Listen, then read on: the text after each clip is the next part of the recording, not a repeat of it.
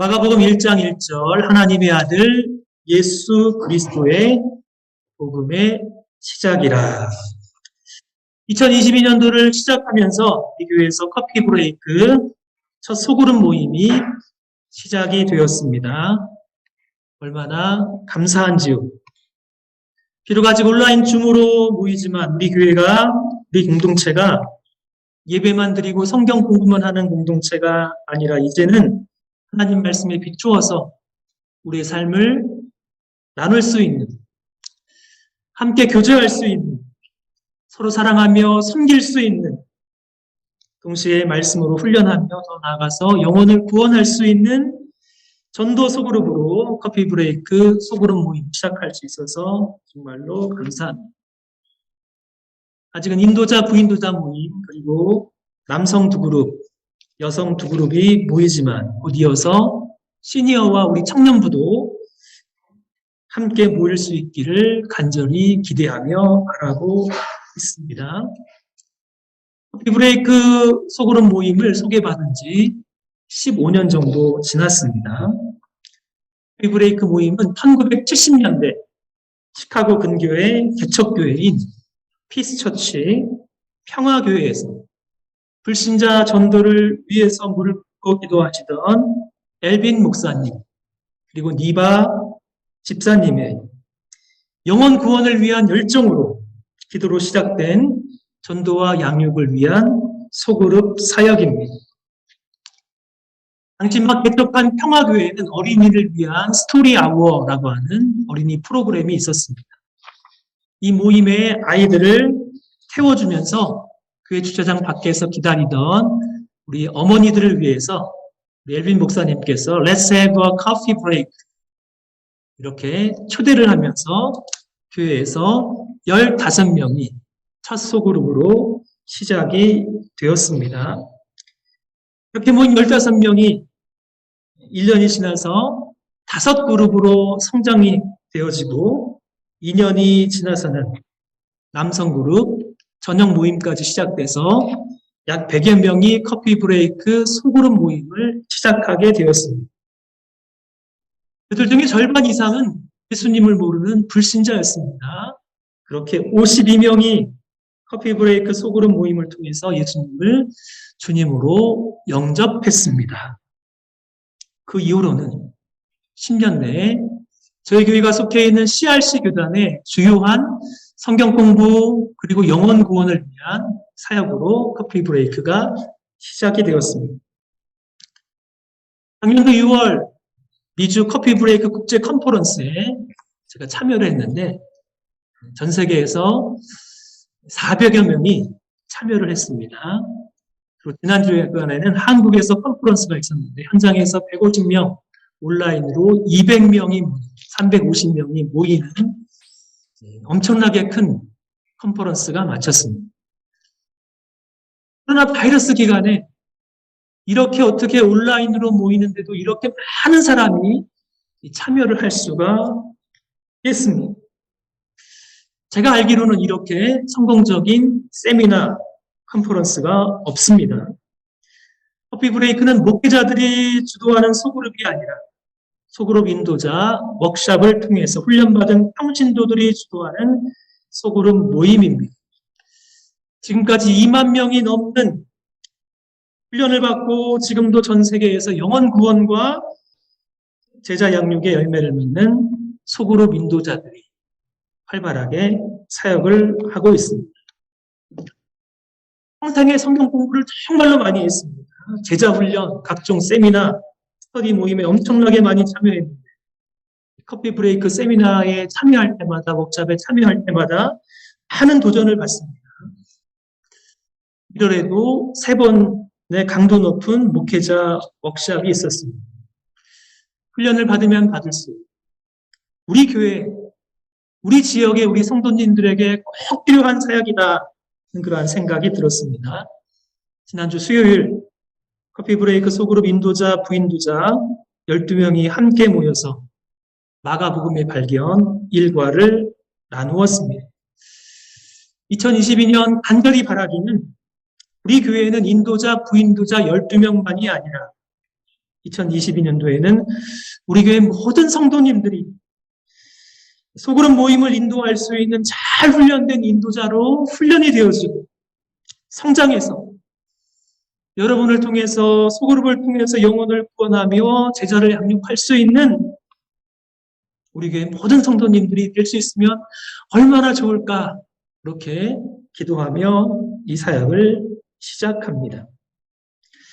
2022년 마가복음으로 커피 브레이크 모임을 시작합니다. 모임도 마가복음이고 주일 설교도 마가복음입니다. 소그룹에서 마가복음 본문 말씀으로 먼저 나눠주시고 그 본문으로 주일 설교 말씀을 준비하며 진행하고자 합니다. 오늘은 마가복음 전체를 짧게 개관하는 시간을 삼길 원합니다. 마가복음을 살펴보면서 마가복음으로 본격적으로 들어가기 전에 마가복음의 뒷조사를 하면 좋겠습니다. 마가복음 뒷조사라고 하는 흥미로운 책이 있습니다. 제가 만화책을 참 좋아하는데 이 책은 만화책으로 되어 있는데 그 내용이 정말로 충실한 책입니다. 이 책을 보면 마가복음의 뒷조사에서 중요한 세 가지가 있다라고 이야기합니다. 첫째는 마가복음을 기록한 저자인 마가, 그리고 이 마가복음이 쓰여진 특별히 로마 제국의 성도를 위한 복음으로서의 마가복음, 그리고 마가복음의 기록 연대인 AD 66년부터 67년 중요한 사건이 일어난 그런 연도에 왜 마가복음이 기록이 되었을까? 4개의 복음서 가운데 마가복음은 가장 먼저 기록된 복음입니다. 마태, 마가, 누가, 요한복음 중에서도 가장 먼저 기록된 복음서가 마가복음입니다. 마가복음은 1장 1절 이렇게 시작이 되었습니다. 하나님의 아들 예수 그리스도의 복음의 시작이라. 마가가 기록한 복음은 다른 누구가 아니라 하나님의 아들이신 예수 그리스도 복음의 이야기입니다. 마가는 어떻게 하나님의 아들 예수 그리스도의 복음의 이야기를 기록할 수가 있었을까요? 그 중에 첫 번째 마가복음은 복음서 가운데 가장 먼저 기록된 마가에 의해서 기록된 복음서입니다. 4개의 복음서 가운데 예수님을 직접 보고 예수님을 통해서 직접 배우고 3년 동안 공고동락한 제자가 기록한 복음서가 있습니다. 4복음서 가운데 어느 복음서입니까, 여러분? 예수님의 제자 마태, 그리고 요한이 기록한 이 2개의 복음서는 예수님의 제자가 기록한 복음서입니다. 4개의 복음서 가운데 이 마가복음과 누가복음은 예수님의 직접 제자가 아닙니다. 그런데도 어떻게 예수님의 생애, 예수님의 가르침, 예수님의 사역을 그렇게 체계적으로 기록을 할 수 있을까? 중에 이 누가복음 1장 말씀을 보면 어떻게 누가복음이 쓰여져 있는지, 누가가 자신이 어떻게 복음서를 기록할 수 있는지 이렇게 이야기를 합니다. 누가복음 1장 1절부터 4절. 우리 중에 이루어진 사실에 대하여 처음부터 목격자와 말씀에 일꾼된 자들이 전하여 준 그대로 내력을 저술하려고 붓을 든 사람이 많은지라. 그 모든 일을 근원부터 자세히 미루어 살펴본 나도 데오빌로 각하에게 차례대로 써보내는 것이 좋은 줄 알았노니 이는 각하가 알고 있는 바를 더 확실하게 하려 함이로라. 예수님의 사역을 직접적으로 목격한 제자들이 있었습니다. 그 목격자들이 전해준 내력인 이야기를 기록한 저술들도 있었습니다. 누가는 그 모든 기록을 자세히 미루어 자세히 연구하여서 살펴서 체계적으로 누가복음을 남겼습니다. 이것이 누가복음이 기록된 이유입니다. 그러면 마가는 어떻게 예수님과 함께 동행하지도 않았고 지난 주일에 살펴본 대로 안디옥 교회 1차 전도여행 도중에 구브로섬의 바보에서 배를 타고 밤빌리아 버가 지역으로 올라갔다가 전도에게 너무나도 힘이 들어서 어머니의 집 예루살렘으로 돌아갔던 실패한 제자 마가였는데 어떻게 마가가 마가복음서를 기록할 수 있었을까요?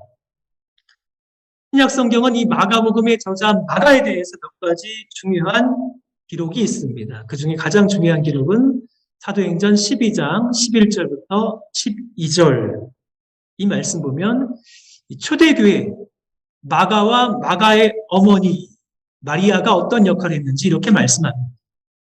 이에 베드로가 정진이 들어 이르되 내가 이제야 참으로 주께서 그의 천사를 보내어 나를 헤롯의 손과 유다 백성의 모든 기대에서 벗어나게 하신 줄 알았노라 깨닫고 마가라 하는 요한의 어머니 마리아의 집에 가니 여러 사람이 거기에 모여 기도하고 있더라. 마가의 어머니. 예수님의 사역하던 시대 예루살렘의 상부 도시에 다락방이 있는 큰 저택을 소유하고 있던 부자였습니다. 마가의 어머니의 그 다락방은 아들 마가의 이름을 따서 마가의 다락방으로 불리우면서 예수님께서 제자들과 함께 예루살렘에 방문했을 때 모임의 장소 그리고 마지막 최후의 만찬도 하시며 예루살렘 교회가 생겼을 때 교회로 모이며 기도의 장소로 모이던 아주 중요한 장소였습니다. 사도행전 12장 읽은 이 기도 모임, 예수님의 수제자 베드로가 감옥에 갇혔을 때 베드로를 위한 간절한 기도 모임의 장소였습니다. 베드로는 천사의 도움으로 감옥에서 석방이 되어서 풀려난 이후에 바로 누구의 집을 찾아갔냐면 마가의 어머니의 집으로 찾아갔습니다. 이렇게 마가복음은 예수님의 수제자 베드로와 밀접한 관계가 있는 복음서입니다. 마가복음의 기록은 예수님의 수제자 베드로를 통해서 배우고 들은 마가가 헬라어로 기록한 예수님의 생애와 가르침을 전한 중요한 복음서입니다. 초대교회의 유세비우스라고 하는 교회 사가를 보면 이러한 중요한 기록을 남기고 있습니다. 베드로와 마가가 어떠한 관계인지, 베드로의 번역자였던 마가는 주가 말씀하셨거나 행하셨던 것들에 대해 기억해낸 많은 것들을 능력껏 정확하게 기록했습니다.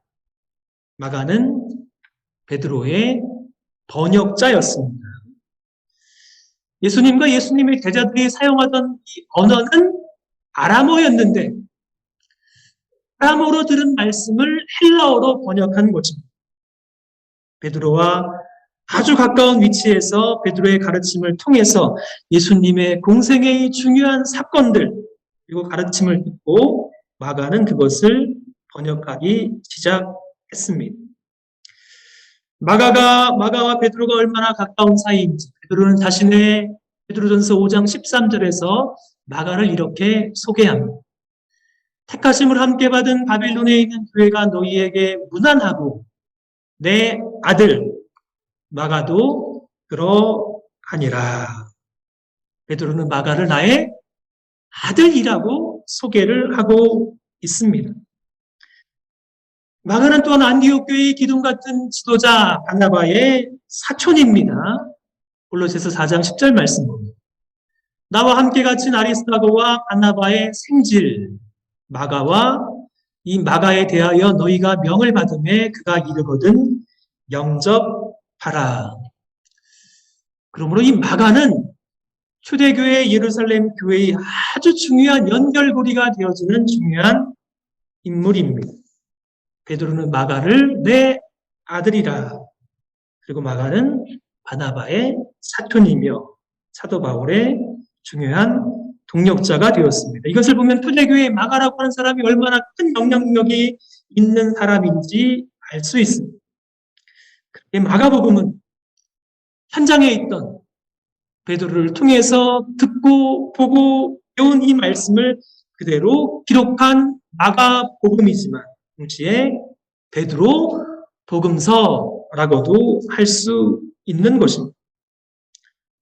사도행전 10장 말씀 보면 베드로가 이방인 고넬료에게 설교를 하는데 설교 내용이 세례 요한부터 시작해서 예수님의 사역, 예수님의 십자가 죽으심, 예수님의 부활, 그리고 목격자를 강조하는 이 마가복음서를 보면 이 구조 그대로 세례 요한부터 시작해서 예수님의 공생애의 중요한 사건들, 예수님의 십자가의 죽으심, 부활과 목격자를 그대로 강조합니다. 그러니 베드로의 설교의 내용과 구조와 마가복음의 이 내용과 구조가 거의 정확하게 일치하는 것입니다.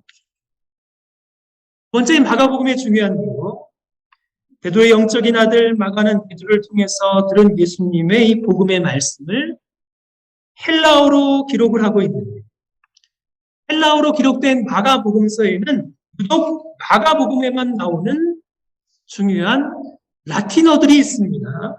이 라틴어는 로마 제국의 공식 언어입니다. 이 마가복음에는 이 특별히 세 개의 중요한 라틴어가 나옵니다. 마가복음 15장 16절 말씀 보면 군인들이 예수를 끌고 브라이도리온이라는 뜰 안으로 들어가서 온 군대를 모으고 이 마가복음에서만 브라이도리온이라고 하는 로마 제국의 뜰 이름이 나옵니다. 다른 복음서에는 나오지 않는 라틴어로 기록된 이 브라이도리온. 로마의 백부장을 센츄리오라고 하는 이 라틴어로 기록을 하고 있습니다. 그리고 우리가 잘 알고 있는 과부의 두 렙돈, 다른 복음서에는 과부의 두 렙돈으로 표현하고 있는데 이 마가복음에서는 곧 한 고드란트, 로마 제국에서 통용되는 이 화폐 단위 고드란트라고 하는 이 단어를 쓰고 있습니다. 이것을 보면 마가복음은 로마 제국에 있는 성도를 위해서 기록된 로마 제국에 있는 성도를 위해서 기록된 복음서인 것을 알 수 있습니다. 이 마가복음 1장 1절 복음을 시작하면서 이렇게 시작하고 있습니다. 하나님의 아들 예수 그리스도 복음의 시작이라. 마가는 로마 제국에서 사용되고 있는 이 복음이라고 하는 중요한 단어로 예수님을 소개하고 있습니다. 복음은 영어로는 굿뉴스, 가스펠, 좋은 소식입니다. 복음은 로마 제국에서, 특별히 로마 제국에서 자주 쓰이던 용어였습니다. 언제 쓰였냐면 로마 제국의 황제가 다스리던 시대에 복음은 신의 생일입니다. 그로 말미암아 세상을 위한 복음의 시작이었다. 복음은 그 당시 로마 황제, 신의 아들로 일컬어지던 로마 황제의 탄생과 연관해서 쓰이던 표현이 바로 복음이었습니다. 신의 아들 카이사르의 정복, 신의 아들 황제 아우구스투스. 복음은 로마 제국의 황제에게만 쓰이던 표현이었습니다.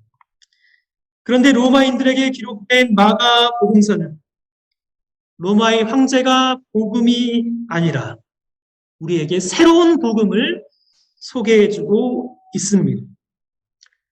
신의 아들이 로마 황제가 아니라 새로운 하나님의 아들.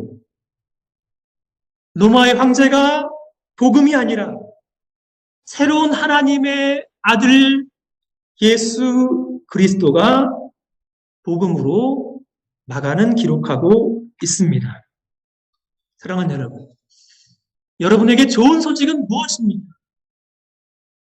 로마 제국의 황제가 좋은 소식이 아니라 하나님의 아들, 우리 주 예수 그리스도, 그분이 우리에게 가장 복된 소식, 복음인 것입니다. 그렇게 믿으시는지 여러분?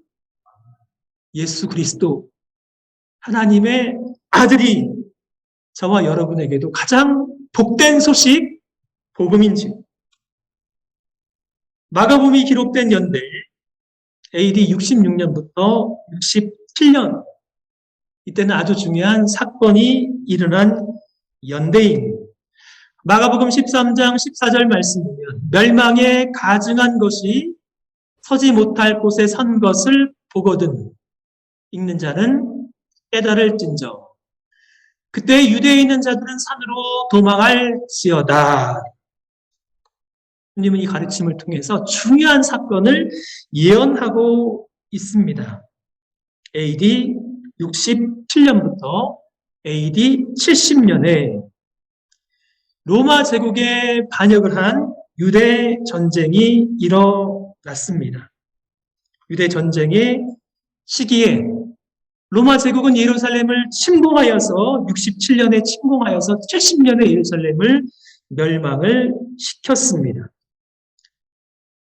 마가복음 13장 14절 말씀 보면 유대 전쟁이 본격적으로 시작되기 전에 멸망에 가증한 것이 서지 못할 곳에 선 것을 보거든 로마 제국이 예루살렘을 침공해서 예루살렘 성전을 유린할 것을 예언한 말씀입니다.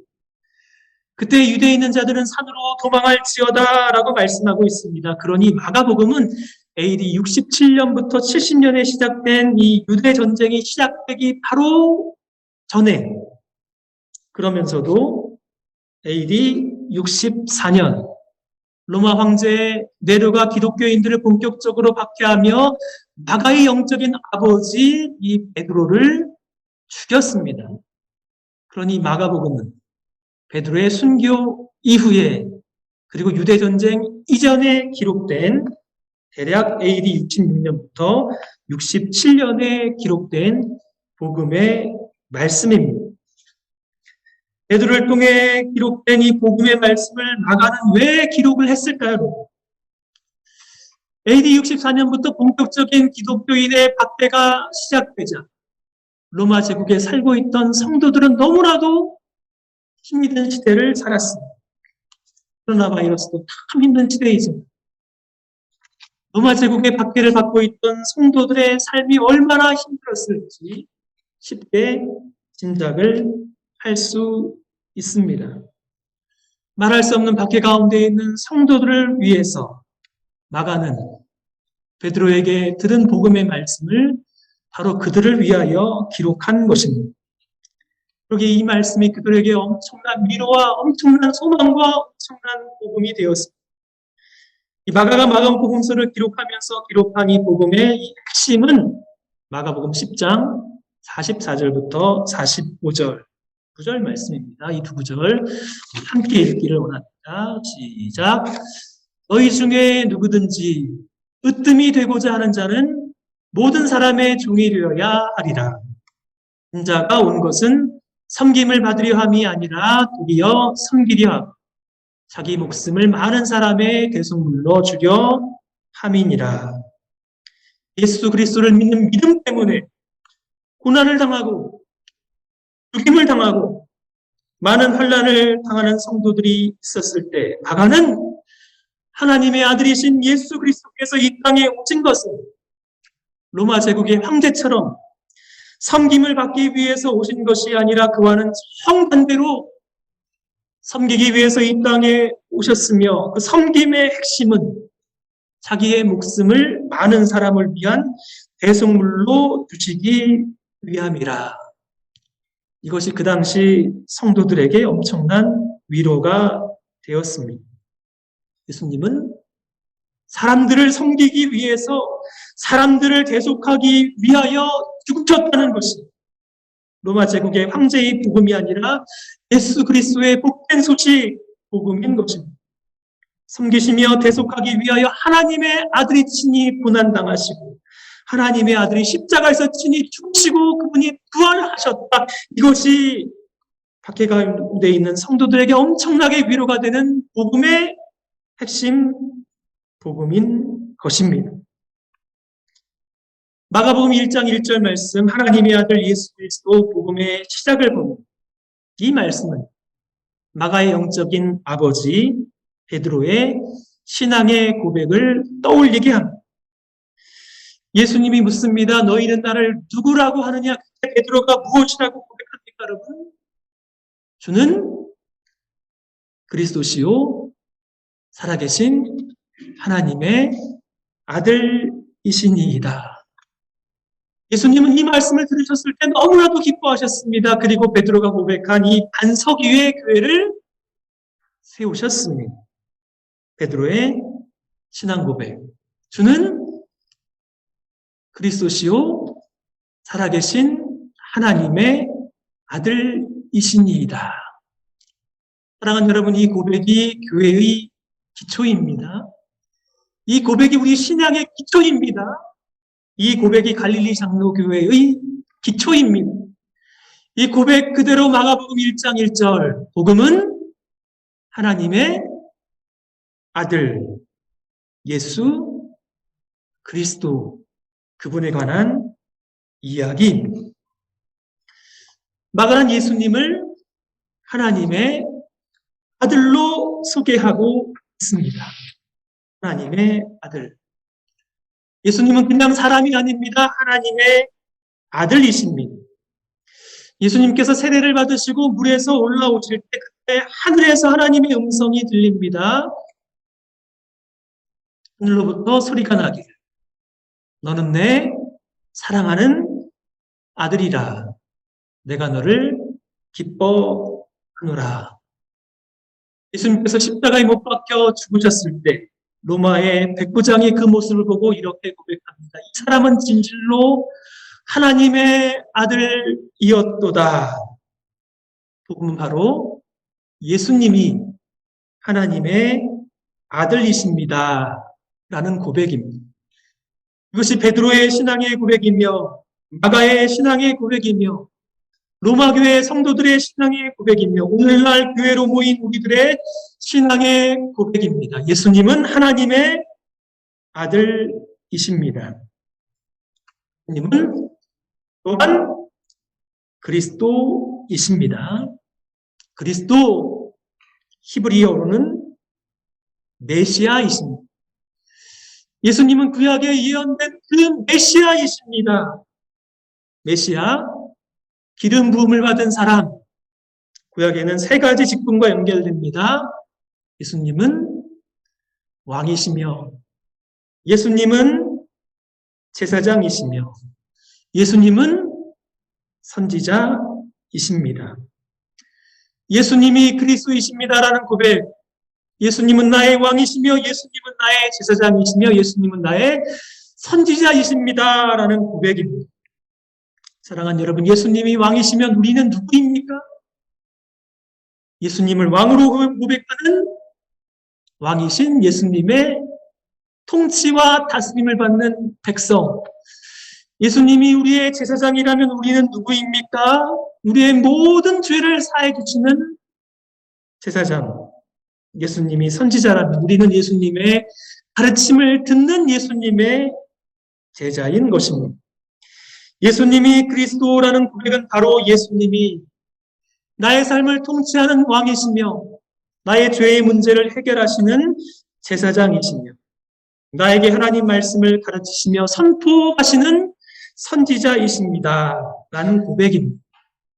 그분의 이름은 예수 그리스도. 그 중에 예수, 우리가 잘 알고 있는 대로 예수는 구원자라는 이름의 뜻입니다. 마태복음 1장 21절 아들을 낳으리니 이름을 예수라 하라. 이는 그가 자기 백성을 그들의 죄에서 구원할 자이심이라.